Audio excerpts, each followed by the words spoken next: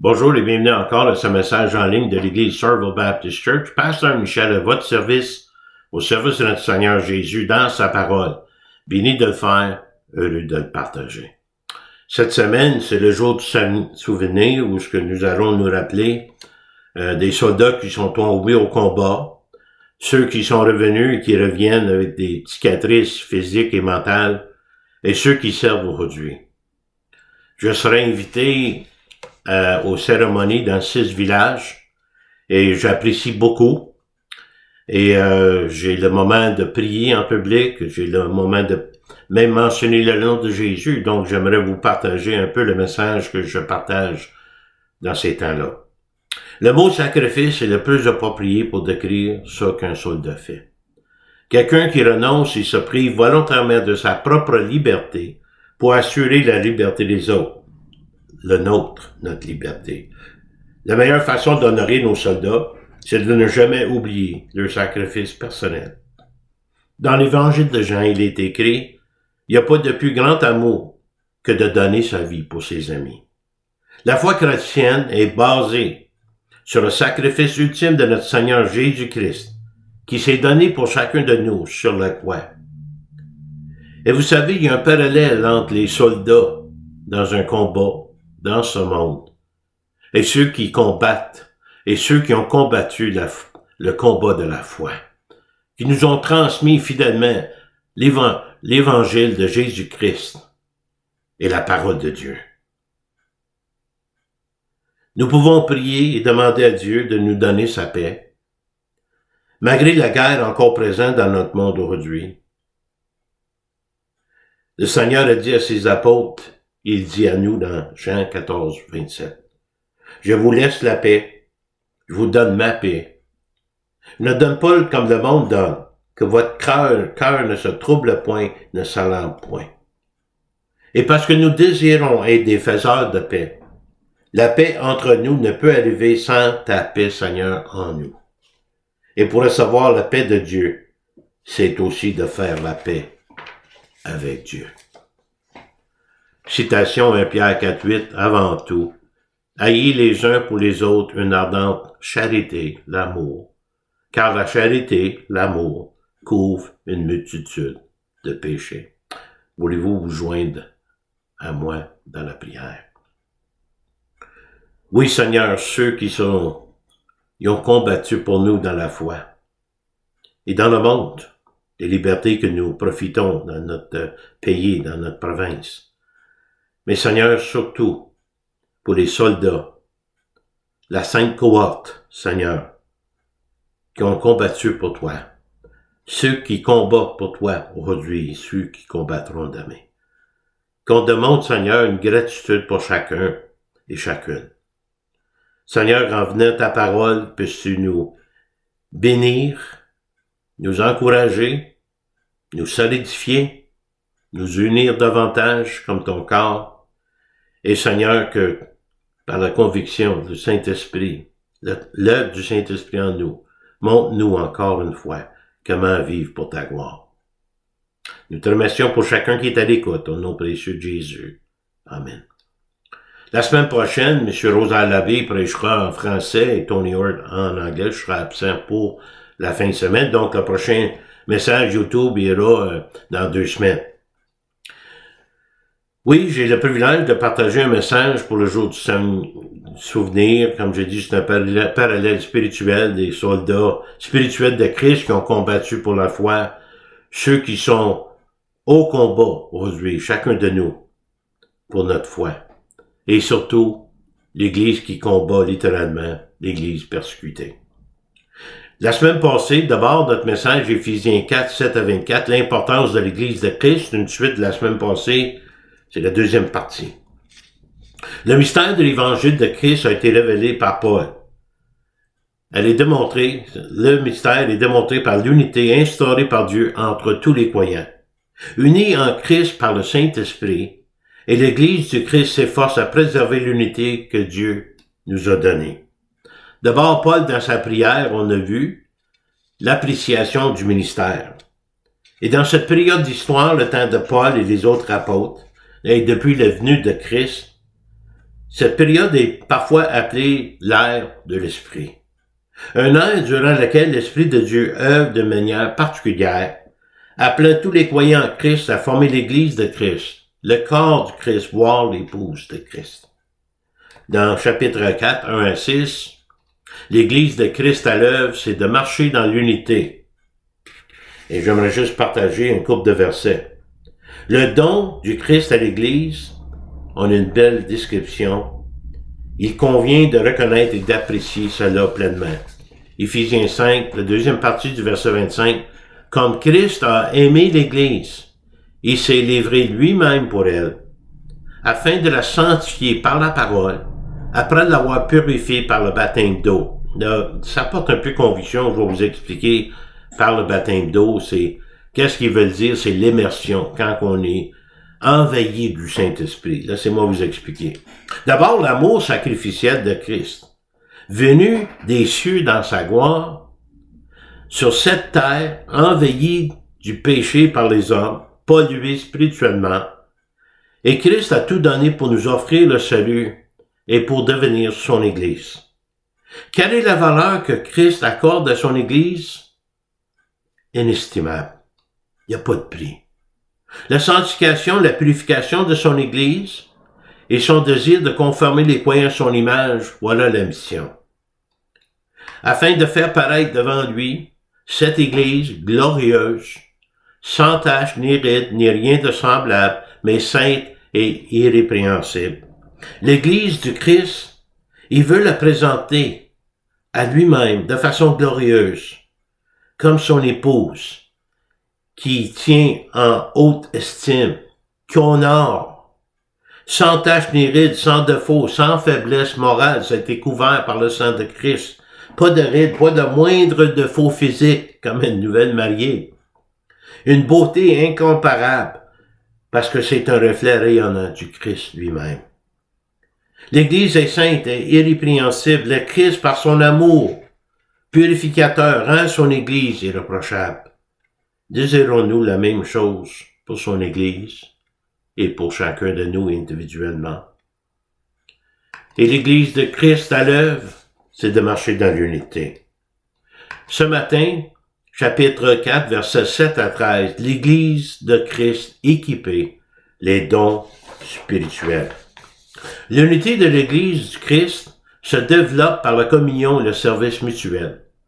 Non motivé par un intérêt personnel et égoïste, la gloire revient au Christ seul, et il va se glorifier à travers de son Église. Comment et pourquoi les dons sont-ils mis à notre disposition, Éphésiens 4, 7 et 8, mais à chacun de nous. La grâce a été donnée selon la mesure du don de Christ.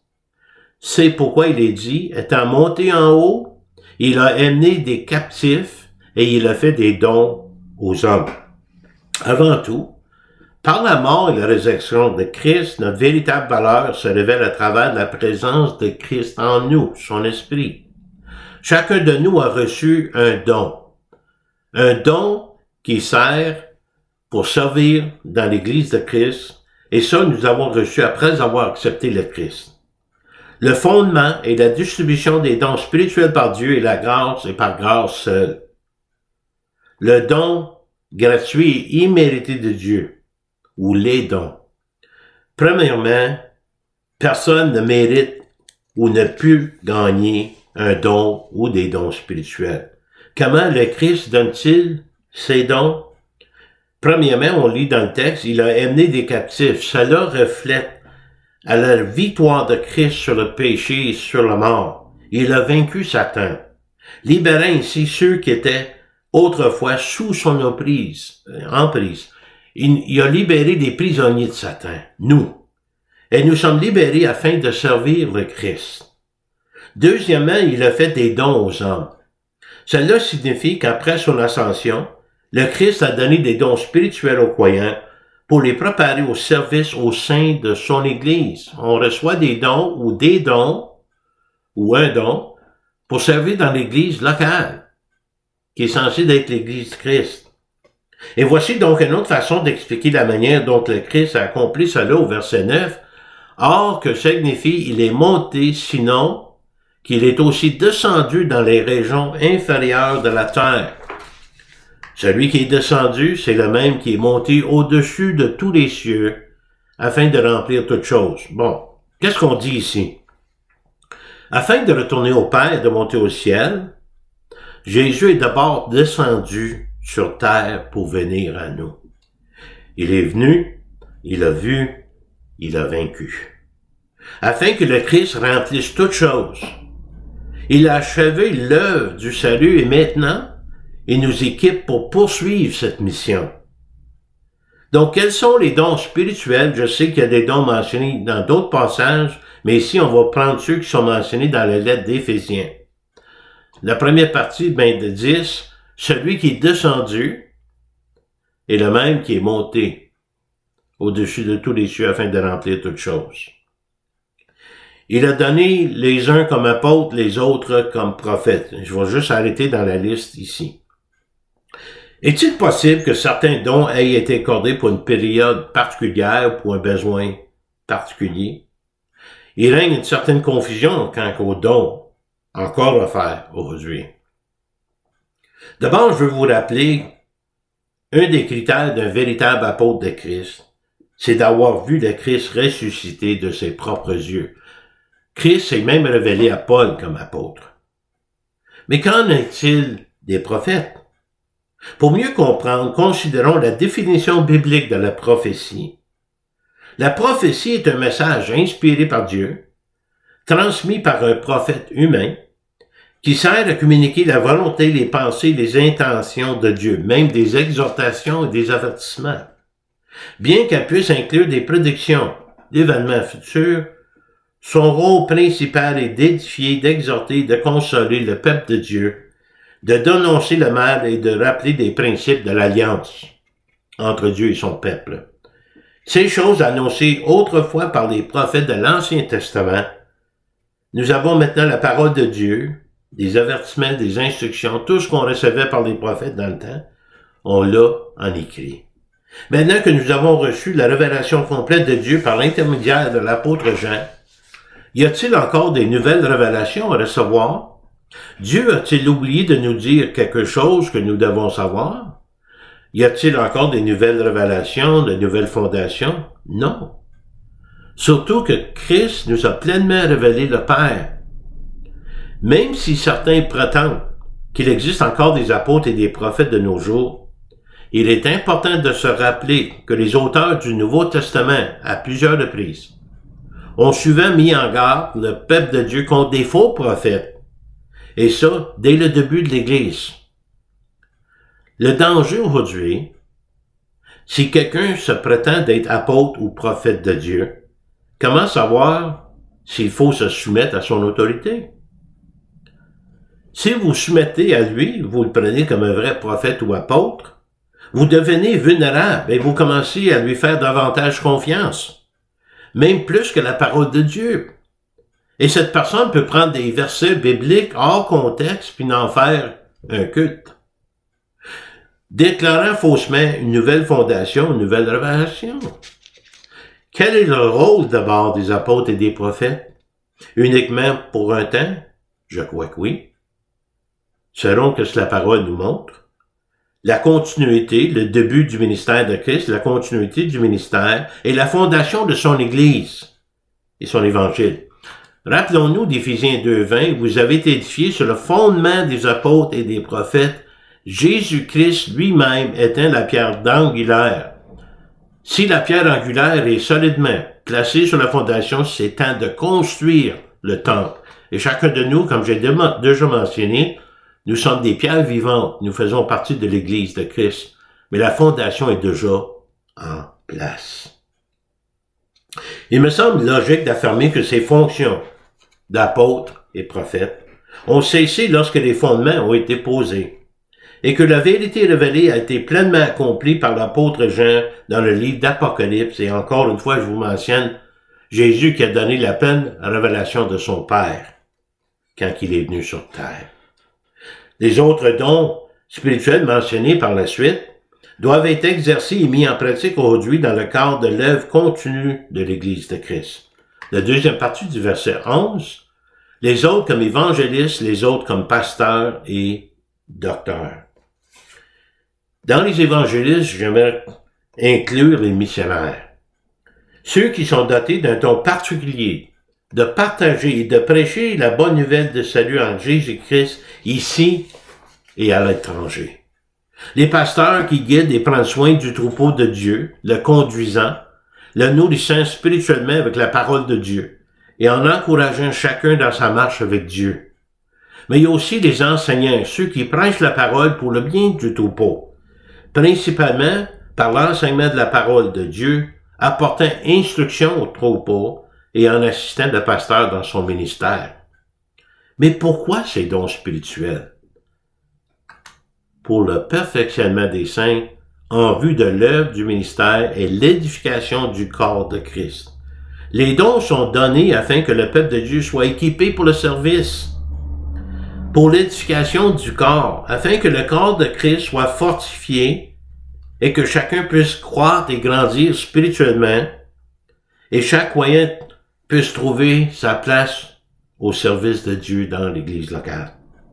Quelle est la raison principale pour laquelle les dons spirituels sont donnés et pour lesquels ils sont destinés à être utilisés? Jusque nous soyons tous parvenus à l'unité de la foi, de la connaissance du Fils de Dieu, à l'état de l'homme fait à la mesure de la stature parfaite de Christ. Chaque croyant est équipé selon le ministère et le service au sein de l'Église de Christ que Dieu a choisi et désigné. Chacun a un rôle à jouer. L'unité de la foi et la connaissance du Fils de Dieu, lorsque les dons sont reçus et mis au service de tous, on avance. Lorsque les croyants sont divinement équipés, leur maturité s'accroît et leur relation avec Dieu devient de plus en plus intime, ainsi que leur relation avec les frères et sœurs. La plénitude du Christ se manifeste dans l'homme nouveau et la femme nouvelle. Mais je reviens à un danger. Il y a toujours le danger, par l'entremise de l'orgueil, d'insister sur son propre don, que ce soit réel ou imaginaire, de rechercher la reconnaissance pour soi et de l'importance, de donner de l'importance jusqu'à s'élever au-dessus des autres dons et les autres frères et sœurs. Et parmi ceux-là, il y a ceux qui prétendent être serviteurs de Dieu, qui veulent que les gens se soumettent à leur autorité. Le Seigneur m'a dit. Ils essaient de bâtir leur propre royaume et non celui de Dieu. Ils recherchent les personnes vulnérables pour servir à leur propre intérêt. Ils ont un agenda caché. N'oubliez pas que dans le Nouveau Testament, ou l'Ancien Testament, excusez-moi, les faux prophètes étaient lapidés. De prétendre faussement d'être un serviteur de Dieu a des conséquences éternelles. Lisez Matthieu 7, 21, 23. Seigneur, n'est-ce qu'on a fait toutes sortes de choses en ton nom? Éloignez-vous de moi, je ne vous connais pas, vous qui commettez l'iniquité. Comment est-il important de s'humilier et à place d'élever les autres? Par la grâce qui m'a été donnée, dit Paul, je dis à chacun de vous de n'avoir pas de lui-même une trop haute opinion, mais de revertir des sentiments modestes selon la mesure de foi que Dieu a départie à chacun. On n'est pas seul à avoir les dons. Chacun a reçu un don ou des dons. Lorsqu'une personne reçoit un don ou des dons spirituels de la part de Dieu, le ou les dons sont généralement détectés et confirmés par d'autres croyants, confirmant ainsi qu'il s'agit bien du don reçu. Les autres le voient en nous. Parfois, on se donne un don et on se dit qu'on est ci, on est ça. C'est mieux quand les autres le disent. La vérité, la réalité biblique, c'est que chaque croyant et tous les croyants sont équipés pour contribuer à l'édification de l'Église, dans le but de grandir ensemble en Christ. Même nos talents naturels, les talents qu'on avait avant de connaître le Seigneur, doivent servir pour sa gloire. Parce que tout ce que nous avons avant Christ a été donné à nous. Et tout ce qu'on reçoit après que ça a été donné est reçu de Christ. Donc, l'Église de Christ équipée par les dons spirituels. Maintenant, au verset 14 à 16, l'Église de Christ, la maturité, concernait la stabilité doctrinale. Par l'unité de la foi et la croissance dans notre connaissance de Dieu, l'homme intérieur grandira jusqu'à la plénitude du Christ, en tant qu'individu et en tant que corps de croyants, l'Église. Il est important de savoir ce que l'on croit. Il est crucial de savoir pourquoi on croit ce qu'on croit. Et troisièmement, être capable de défendre ses convictions, ses croyances. C'est la survie spirituelle. Quelqu'un a dit un jour, je cite, « Si vous ne prenez pas position pour croire en quelque chose, vous allez tomber pour n'importe quoi. » Fin de citation. En tant qu'Église de Christ, et au niveau individuel, nous devons être prêts à défendre la parole de Dieu, qui s'est révélée à être la vérité absolue. Grandir en maturité, c'est-à-dire désirer ardemment la capacité de discerner la vérité de Dieu versus les mensonges de Satan et le monde. L'une des premières étapes pour ne pas être vulnérable, il faut avoir la connaissance de la vérité de Dieu, sa parole. Verset 14, « Afin que nous ne soyons plus des enfants flottants et emportés à tout vent de doctrine, par la tromperie des hommes, par leur ruse dans les moyens de séduction. » Nous sommes plus des enfants, on n'est plus censés d'être jeunes dans la foi, incapables de discerner la vérité, tel qu'un navire en mer agité par les vagues ici et là. Son destin devient incertain, son avenir n'est pas sûr non plus. Avec la ruse et la tromperie des hommes, la vérité est vite écartée, mal interprétée, remplacée par toutes sortes d'explications erronées. Un texte hors du contexte est un prétexte. La vérité est rapidement changée en mensonge. Un bel exemple, c'est les complotistes que nous avons vus et que nous voyons encore aujourd'hui, qui prétendent savoir et de voir des choses que personne d'autre ne peut voir. L'alerte, tenez-vous le plus loin possible de Facebook et l'intelligence artificielle et ses ruses. On sait presque plus quelle est la vérité. Si vous connaissez pas la parole de Dieu, vous allez tomber pour n'importe quoi. Même au niveau des nouvelles, quand nous regardons les nouvelles, il y a tellement de commentateurs qui donnent leur avis et veulent penser à votre place. Le danger, c'est de se fier à ce qu'ils disent et pas se poser des questions. Leur opinion, bon ou mauvais, devient le nôtre. Et ça, c'est dangereux. La parole de Dieu répond à tous nos besoins spirituels et répond à toutes nos questions. D'abord, le verset 15. Mais que, professant la vérité dans la charité, l'amour, nous croissons à tous égards en celui qui est le chef, Christ. Il faut chercher et on va trouver la stabilité doctrinale, c'est d'apprendre à vivre selon la parole de Dieu et à vivre la parole de Dieu. Témoigner avec amour envers les autres en partageant la parole de Dieu, en ressemblant toujours de plus en plus avec Christ, en restant fidèle à la vérité. Par l'amour. Travailler en Christ dans l'unité mutuelle. La première vertu du verset 16, j'ai mis toutes, mais on va arrêter. C'est de lui et grâce à tous les liens de son assistance que le corps bien coordonné en formait un solide assemblage. Attendez un peu, je pense que je me suis trompé, et formait un solide assemblage, tire son accroissement selon la force qui convient à chacun de ses parties et s'édifie lui-même dans la charité, dans l'amour. La maturité spirituelle des croyants consiste à être équipé par la parole de Dieu, qui est pleinement suffisante afin de protéger l'Église et les croyants contre le mensonge et l'erreur, les fausses doctrines. Cela favorise la croissance spirituelle et la maturité spirituelle. Chacun doit jouer son rôle, contribuant ainsi à renforcer l'unité entre les croyants. On grandit ensemble pour se fortifier ensemble et de maturer ensemble.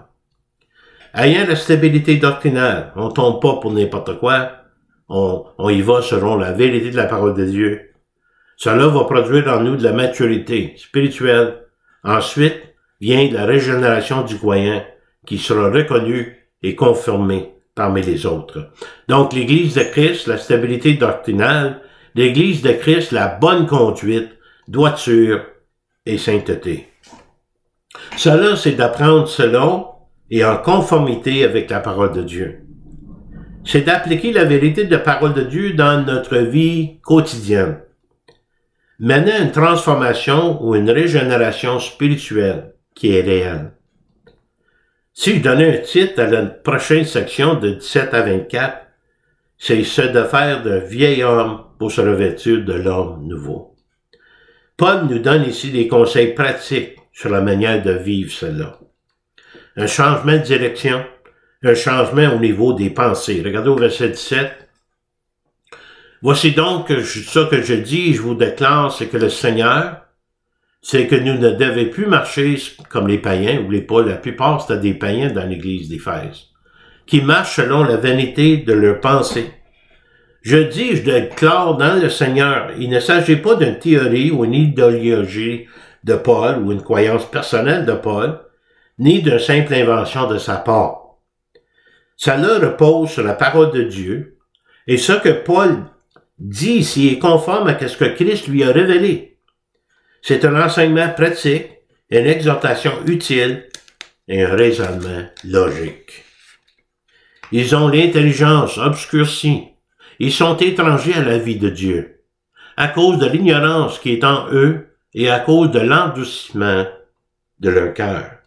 Ayant perdu tout sentiment, ils se sont livrés à la dissolution pour commettre toute espèce d'impurité jointe à la cupidité.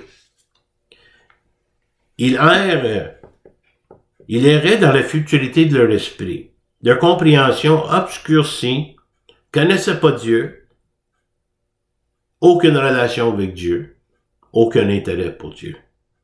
Ils étaient insensibles, traversant la vie sans réfléchir, se contentant d'exister sans vivre une existence épanouissante et pleine de sens. On part alors d'un endurcissement du cœur. Leur pensée les amène à rejeter toute norme morale et à vivre sans se soucier de leur responsabilité, leur redevabilité devant Dieu. Cela se manifestait clairement par leurs manquements moraux, toute espèce d'impurité jointe à la cupidité.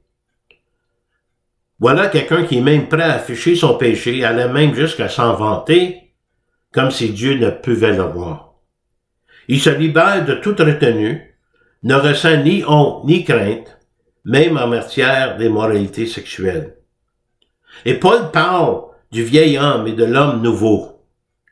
Il décrit leur vie avant leur conversion à Christ, le vieil homme, et il décrit leur nouvelle vie après leur conversion à Christ, l'homme nouveau. En Christ, il y a une nouvelle direction, une nouvelle façon de penser, une nouvelle façon de vivre, contrairement aux anciennes. Éphésiens 4, 20, 21. Mais vous, ce n'est pas ainsi que vous avez appris Christ, si du moins vous l'avez entendu, et si, conformément à la vérité qui est en Jésus, c'est en lui que vous avez été instruits à vous dépouiller. En égard à votre vie passée, du vieil homme qui se corrompt par les convoitises trompeuses, à être renouvelé dans l'esprit de votre intelligence, et à revêtir l'homme nouveau créé selon Dieu, dans une justice et une sainteté qui produit la vérité. Dans ces versets, Paul parle de la régénération spirituelle, de ceux qui arrivent aux croyants qui sont en Christ et dont Christ est en eux. Il existe de nombreuses façons de décrire la génération du croyant. Nouvelle naissance, nouvelle vie, nouvelle création. En tant que croyants, nous avons un chemin rocailleux et resserré sur lequel le Seigneur nous place. Et maintenant, nous devons marcher et progresser sur ce chemin. En tant que croyants, nous avons une manière juste de penser et de connaître la vérité. Jésus nous donne sa vérité afin de renouveler notre intelligence, et maintenant nous devons marcher et progresser dans cette vérité, donc sa parole. Cette régénération est perçue et vécue à travers la réalité d'une communion intime avec la divinité, avec Dieu, et la possibilité d'une communion harmonieuse entre croyants et entre les croyants en tant que nouvelle création en Christ. L'Évangile ne fait pas juste sauver l'âme, il transforme l'homme à quelque chose de complètement nouveau en Christ.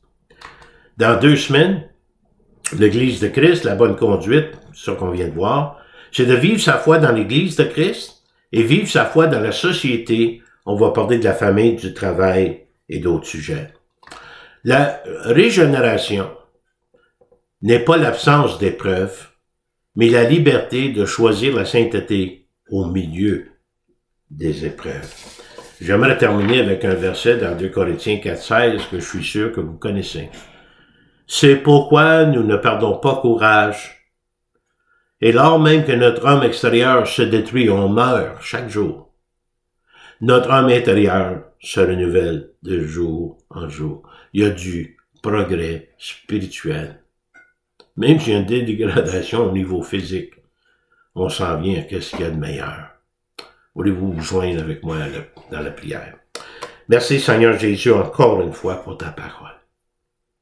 Seigneur, je te remercie pour ceux qui sont à l'écoute. Je te remercie pour la richesse, le trésor qu'on découvre dans ta vérité. Comment est-ce que tu veux nous changer, nous rendre semblables à toi? Et c'est possible parce que tu es Dieu. Seigneur, je prie pour chacun des personnes dans l'église locale. Les églises locales, Seigneur, qui prêchent ta parole, qui prêchent des messages comme on vient de voir. Et que ces messages soient un encouragement, une instruction pratique pour chacun de nous.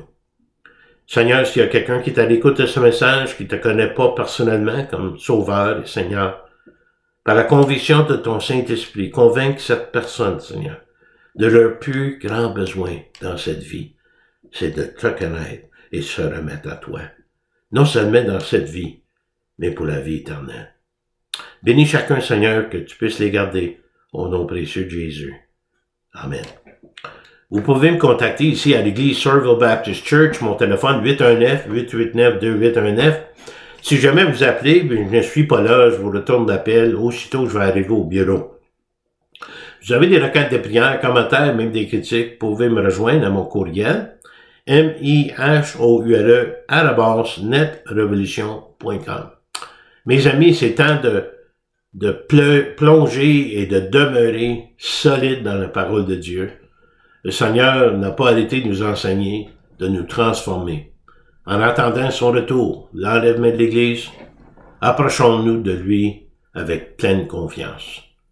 Que le Seigneur vous bénisse.